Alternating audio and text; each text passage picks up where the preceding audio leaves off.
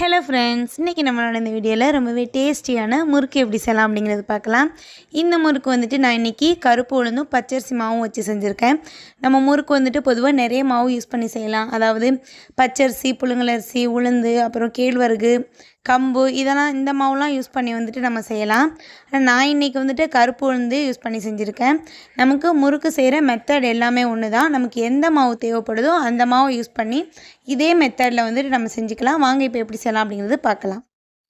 ஒரு பாத்திரம் வச்சுட்டு சூடானதுக்கப்புறம் 1 கப் அளவுக்கு கருப்பு உளுந்து சேர்த்துக்கலாம். அதாவது கருப்பு உளுந்துட்ட வந்துட்டு நான் இன்றைக்கி உடச்ச உளுந்து சேர்த்துருக்கேன். உங்களுக்கு உடச்ச உளுந்து இருந்தாலும் சேர்த்துக்கோங்க. அப்படி இல்லை அப்படின்னா முழு உளுந்து சேர்த்துக்கலாம். ரெண்டுமே இல்லை அப்படின்னா வெள்ளை உளுந்து கூட சேர்த்துக்கலாம். அது நமக்கு இருக்கிற உளுந்தை வந்து யூஸ் பண்ணிக்கலாம். இது வந்துட்டு இந்த பச்சை வாசம் போகிற வரைக்கும் வறுத்தெடுத்துருங்க.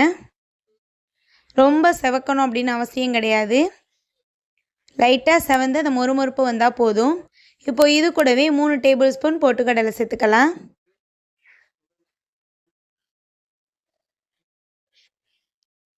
இப்போ இதையும் சேர்த்து நல்லா கலந்து விடுங்க.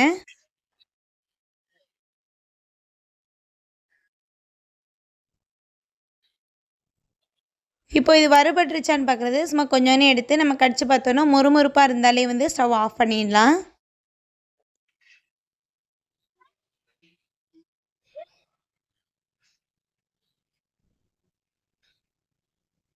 நல்லா வறுபட்டுருச்சு. இப்போ வந்துட்டு நம்ம இதை இறக்கி வச்சிடலாம்.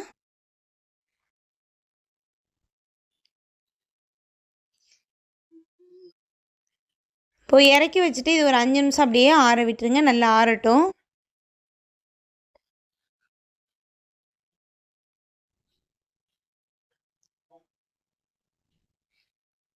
ஆறுனதுக்கு அப்புறம் மிக்ஸி ஜாருக்கு இதை அப்படியே மாற்றிடுங்க.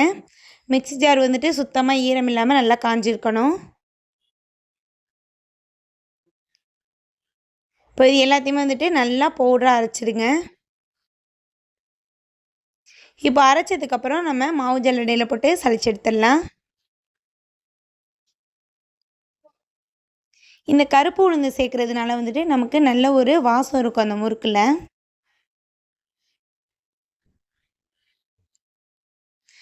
ஆனால் வந்துட்டு கலர் வந்துட்டு கொஞ்சம் முறுக்கோட கலர் வந்துட்டு கொஞ்சம் டார்க்காக தான் இருக்கும். ஏன்னா நம்ம கருப்பு உளுந்து சேர்த்து செய்கிறதுனால.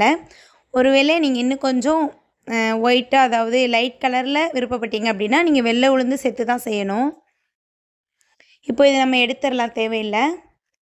இப்போ நமக்கு உளுந்து பொட்டுக்கடலை மாவு ரெடியாக இருக்குது. இது கூடவே வந்து 3 கப் அளவுக்கு பச்சரிசி மாவு சேர்த்துக்கலாம்.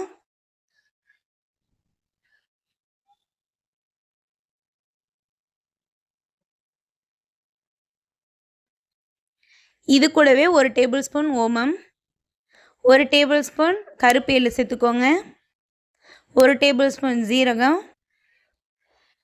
3/4 டேபிள் ஸ்பூன் அளவுக்கு தூள் உப்பு சேர்த்துக்கோங்க. இப்போ இது எல்லாத்தையுமே வந்துட்டு நல்லா கலந்து விட்டுருங்க. இந்த எள்ளு மாவு இது எல்லாமே வந்து நல்லா கலந்துடணும்.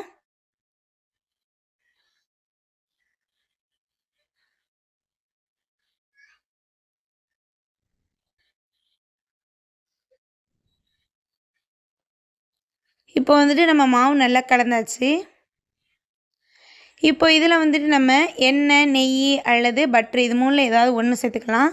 நான் இன்றைக்கி வந்துட்டு 2 டேபிள் ஸ்பூன் நெய் வந்துட்டு சூடு பண்ணி இந்த மாவில் கலந்துக்க போகிறேன். ரொம்ப சூடாகணும்னு தேவையில்லை. இந்த மாவில் ஊற்றினா லைட்டாக புரிஞ்சு வரணும். இது போல் இருந்தால் போதும்.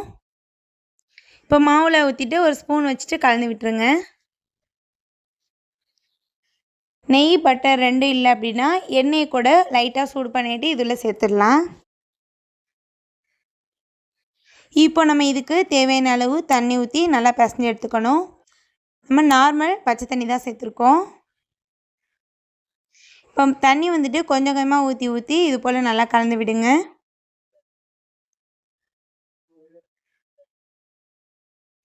நம்ம கொஞ்சம் கொஞ்சமாக ஊற்றி கலந்தோம் அப்படின்னா தான் நமக்கு வந்து கரெக்டாக மாவு எந்த அளவுக்கு தண்ணி அப்சர்வ் பண்ணுது அப்படின்னு கண்டுபிடிக்கலாம். ஃபஸ்ட்லேயே அதிகமாக ஊற்றிட வேணாம்.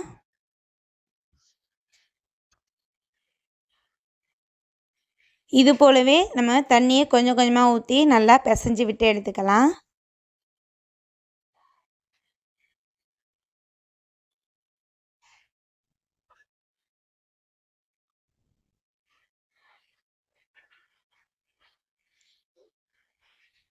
நம்ம இந்த மாவுக்கு வந்துட்டு கரெக்டாக 3 கப் அளவுக்கு தண்ணி எடுக்கும்.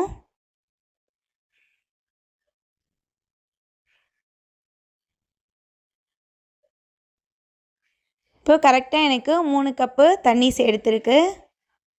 இப்போ நமக்கு பதமும் கரெக்டாக இருக்குது. இது ஒரு 10 நிமிஷம் மட்டும் நல்லா மாவு பிசைஞ்சு விடுங்க. மாவு வந்துட்டு நல்லா எல்லாமே சேர்ந்து வர மாதிரி வரணும். அது வரைக்கும் பிசைஞ்சு எடுத்துக்கணும். இது மாதிரி இருந்தால் நமக்கு வந்துட்டு மாவு கரெக்டாக வரும் முறுக்குக்கு.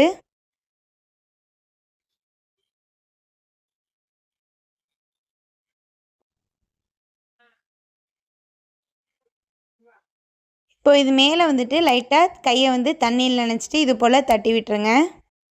முறுக்கு உரல் எடுத்துகிட்டு அதை உள்ளே வந்துட்டு மாவு எடுத்து வச்சுக்கலாம். ஒரு பக்கெட்டு வந்துட்டு நான் எண்ணெய் வந்துட்டு சூடு பண்ணிட்டேன், அடுப்பில் இருக்குது. இப்போ நம்ம முறுக்கு பிழிகிற கரண்டிலையுமே வந்துட்டு எண்ணெய் வந்துட்டு தடவி வச்சுருங்க. அப்போ தான் வந்துட்டு நம்ம எண்ணெயில் போடும்போது கரண்டியில் ஒட்டாமல் வரும். இது போல் அழகாக முறுக்கை பிழிஞ்சு எடுத்துடலாம். இப்போ எண்ணெய் ஒரு பக்கெட்டு வந்து சூடாக இருக்குது, அதில் வந்துட்டு இது போல் அழகாக போட்டுருங்க. எண்ணெய் வந்துட்டு நல்லா சூடு வந்ததுக்கப்புறம் மீடியம் ஃப்ளேமில் வச்சுருங்க. அப்போ தான் வந்துட்டு நமக்கு அழகாக பொரிஞ்சு வரும்.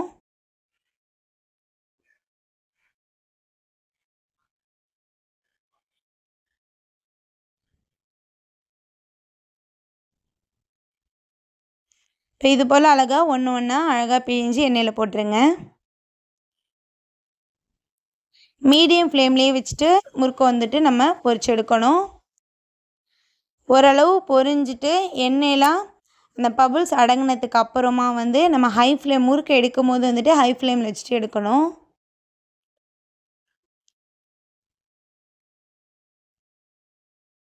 இப்போ பபுள்ஸ்லாம் நல்லா அடங்குற வரைக்கும் முறுக்கை வந்துட்டு திருப்பி திருப்பி போட்டு ஃப்ரை பண்ணுங்கள்.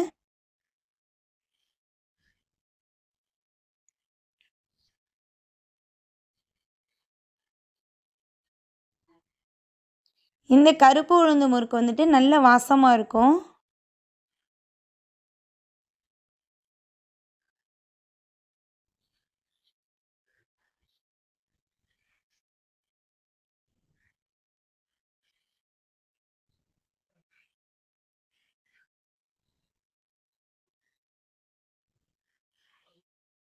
இந்த முறுக்கு செய்கிறது வந்துட்டு நமக்கு ரொம்ப ஈஸி தான். இப்போ வந்துட்டு ஓரளவுக்கு நமக்கு முறுக்கு வந்துட்டு செவந்து வந்துருச்சு, பபுள்ஸ்லாம் அடங்கிருச்சு. இந்த டைமில் வந்துட்டு அடுப்பை வந்துட்டு ஹை ஃப்ளேமில் வச்சுட்டு முறுக்கை வெளியில் எடுத்துருங்க. அப்போது தான் வந்துட்டு முறுக்கு வந்துட்டு நமக்கு வந்துட்டு எண்ணெயை வந்து அப்சர்வ் பண்ணாது.